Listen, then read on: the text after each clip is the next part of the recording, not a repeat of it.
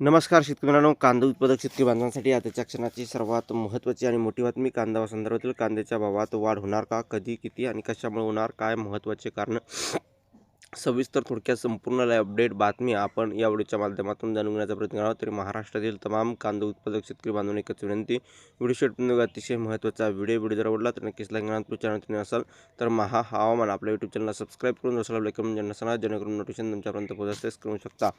अत्यंत महत्त्वाचे अपडेट आहे. कांदा दरातील घसरण थांबवा.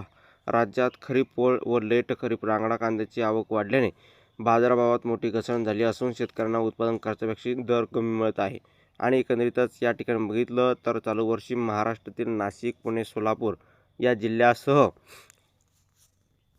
बाहेरील राज्यामध्ये जसे की गुजरात, राजस्थान, मध्य प्रदेश, कर्नाटक व पश्चिम बंगाल या राज्यामध्ये मोठ्या प्रमाणात कांद्याचे उत्पादन झाल्याने देशांतर्गत कांद्याची मागणी कमी होत असून देशांतर्गत कांदा बाजारावर घसरण होत आहे. मागणी अभावी कांदा बाजारावर घसरण सुरू असल्याने केंद्र सरकारच्या ध्येय धोरणाबाबत शेतकऱ्यांमध्ये असंतोष निर्माण होत असून काही ठिकाणी कांदा लिलावाचे कामकाज बंद पाडून आंदोलन होत आहे. ही बाब निवेदनातून सरकारच्या निदर्शनास आणून दिली आहे. श्रीलंका व नेपाळमध्ये कांद्याची टंचाई असल्याने तेथे निर्यात सुलभ करण्याची विनंतीही जगताप यांनी केली आहे.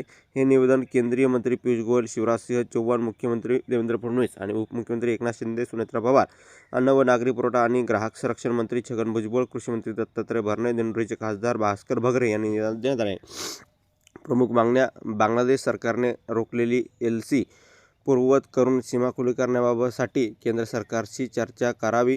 किंमत स्थिरीकरण निधी योजनेअंतर्गत नाफेडमार्फत तात्काळ कांदा खरेदी सुरू करावी. फिलिपिन्स, जॉर्डन, युरोप, अमेरिका आणि ऑस्ट्रेलिया या देशांमध्ये निर्यातीसाठी विशेष धोरण आखावे.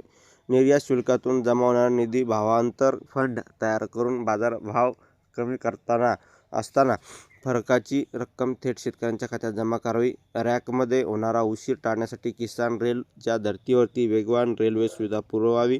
तसेच RODTEP अंतर्गत निर्यात अनुदान वाढवून द्यावे. असे हे महत्त्वाचे अपडेट.